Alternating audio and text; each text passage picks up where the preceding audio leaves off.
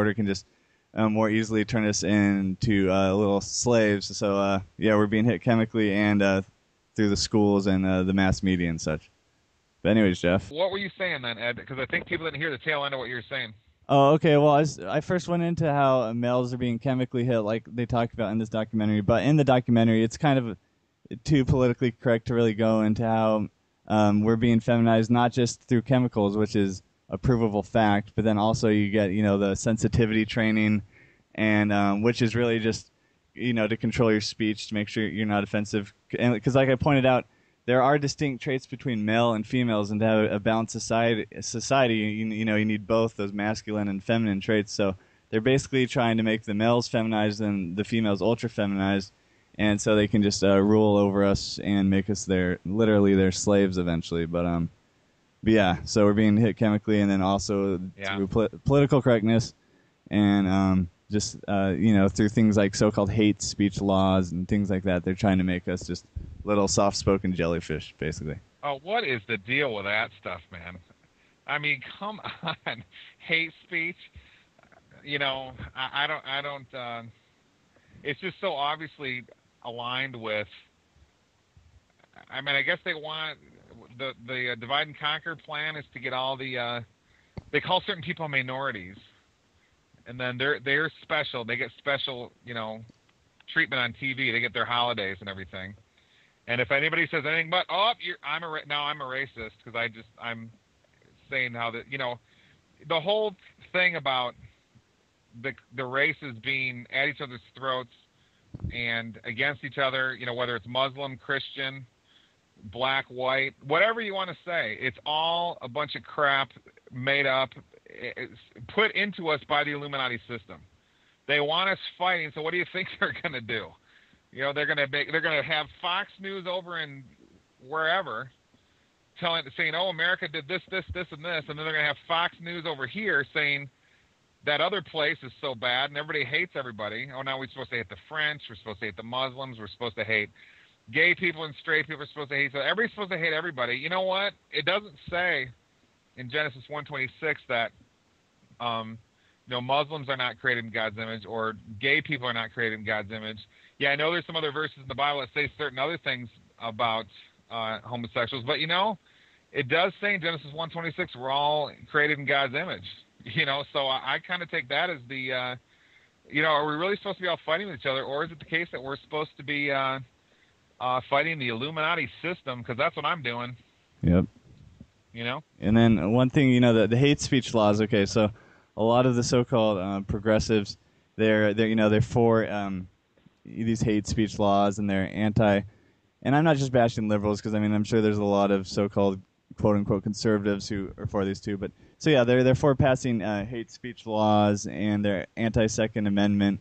But then a lot of times you'll hear these same people that are for these laws that totally go against the Bill of Rights. Then they'll start saying other laws are unconstitutional and against the Bill of Rights. So it's like a lot of these people just pick and choose what they want to follow, and they just use the Constitution when it's convenient to them. Yeah, I don't know, man. The whole Constitution is, us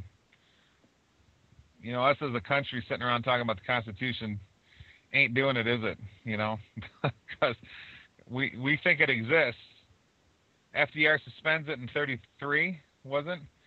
And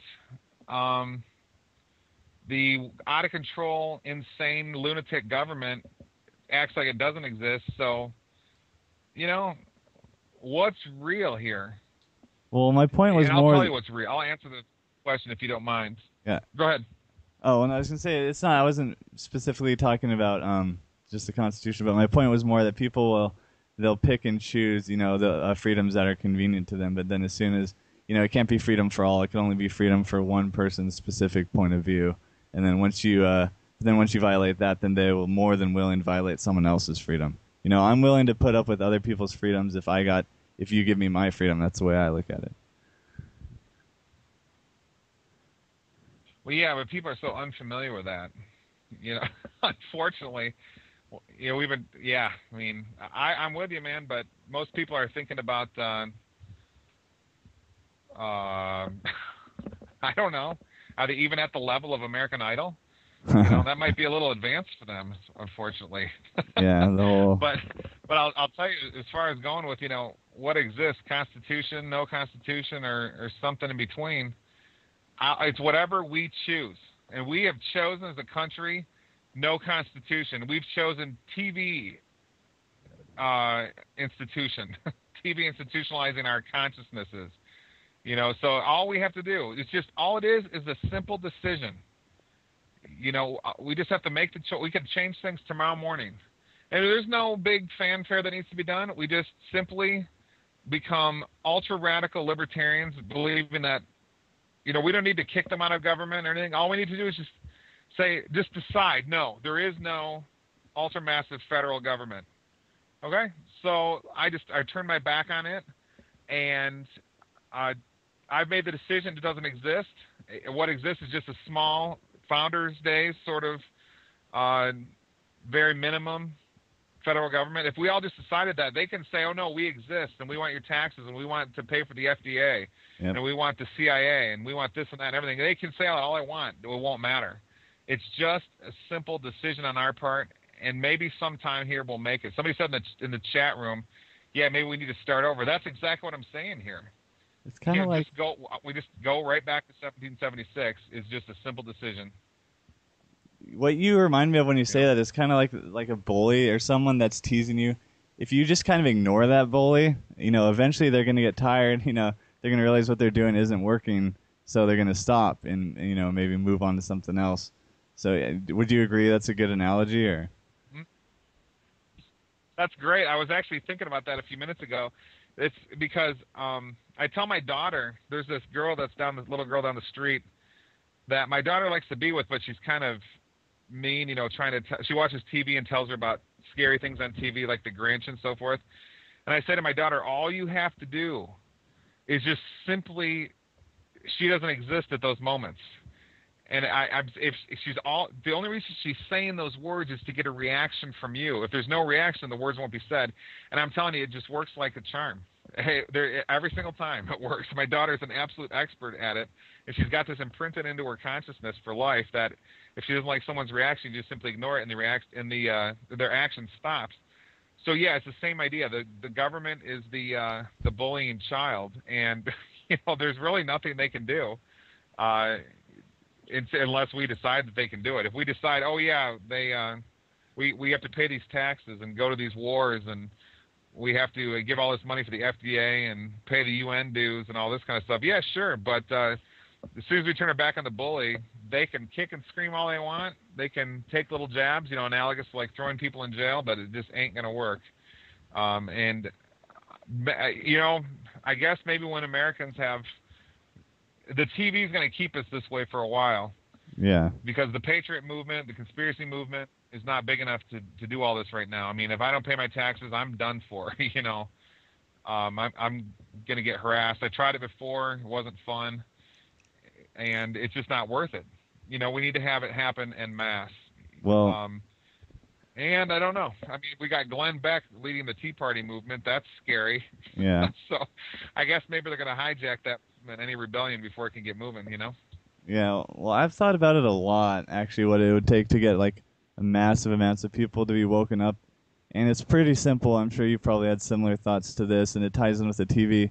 I think as long as the government can keep people just barely scraping by, as long as if they have their shelter, food, and TV and beer, I mean, literally, if the people have those things, it's gonna, it's the vast majority of people, sadly, aren't going to do anything. So I think really the system is going to have to deteriorate to where the government can't even provide those basic needs. People, in order for mass change to happen, people, unfortunately, are going to have to get hurt real bad by the system, in my outlook. Yeah, that's the big tragedy. They're so into their addiction life that they've lost. This is what I wrote about in my third book, The Telescreen. I had a whole chapter on it. Oh yeah, I think you've read that book. Everybody's basically lost their. And an addict loses their minds. Go talk to a cocaine addict. They can't even think straight. They're just, where's the fix? Blah, blah, blah. And that's what Americans are like. Give me to the TV right now. Give me to my beer. Get me to my ESPN. I mean, it's not that extreme, but then again, the same characteristics are there, so nobody can even think really, even what we're talking about. Freedom? I've got freedom. I can watch my TV. So it's yeah, you're right. We're quite a ways away. I mean, I know a lot of people want to say, yeah, we're almost there. We're waking people up. Yeah, right. But as a lot of people have heard me say, I don't think a lot of the conspiracy movement, patriot movement, is actually woken up. Yeah, I think they're asleep. They think they're smart because they know that 9/11 is an inside job and there's a secret government. But I mean that's like the doorway. I mean we got a whole lot further to go than that. So I don't know. I think it's the conspiracy movement in a lot of ways, like I've been saying, I think is a trick. It gets people to think, oh my gosh, I know that 9/11 is an inside job. I feel so powerful, and then we basically sit back and don't learn much more and go to the anti-war protests where they and then right after they just increase the troops. So I don't know. The conspiracy movement, I think, you think about it this way, and this will probably, some people won't like this, but it's being promoted by the mass media. It exists, therefore, because they want it to. If you're going to have Kevin Barrett on Fox News, the mass media then is behind the conspiracy movement. They'll act like, oh, it's horrible, and you're a bunch of kooks, conspiracy theorists, but they would not have, all they need to do is ignore it like they do other things, like depleted uranium. When's the last time you heard the mass media talk about depleted uranium that all of you are breathing in right now? Never. Okay, that's called a cover-up. They're not covering up 9/11 conspiracy theory. They want to use it. Just like now, how we all fight about global warming now? We used to always fight about the Republicans and the Democrats, the Demopublicans and the Republicans, and we'd fight about gay marriage, and now we're fighting about the stuff the conspiracy movie used to talk about. The global warming is all a fraud. The Tea Party deal, so they're basically using those issues for divide and conquer. So, I mean, if people in the conspiracy movie can't see that, this movement is hijacked. Yeah. Well, I mean, you got to see that, and that's reason to say that we're not woken up. We need to go a whole lot further. There's more dimensions here than just waking up a little bit, and we got to understand a whole lot more because they know they planned this. They're not afraid of us waking up. So what does this all mean? We need to go further, something. Well, I think it is hijacked to an extent because, like I said, I used to be pretty involved before I got into the quote-unquote truth, patriot, conspiracy movement, whatever you want to call it. I used to be pretty into the libertarian movement and like political action groups. And the amount of infighting I've seen in the conspiracy movement is amazing. I've never seen so much divide and conquer amongst people who are supposed to be on the same page. And a lot of times it's over really things that shouldn't matter. Like, oh, you like this conspiracy guy that I don't like, or they always accuse other people of being agents. And it's just the amount of infighting is really what's going to make, is what's going to destroy the movement, I think. Unfortunately. Yeah, and it's led by, if somebody goes on radio and on YouTube like me and says, the Gulf oil spill was fake. What's my reasoning? Well, if I use my eyes, I don't see the proper evidence for its existence.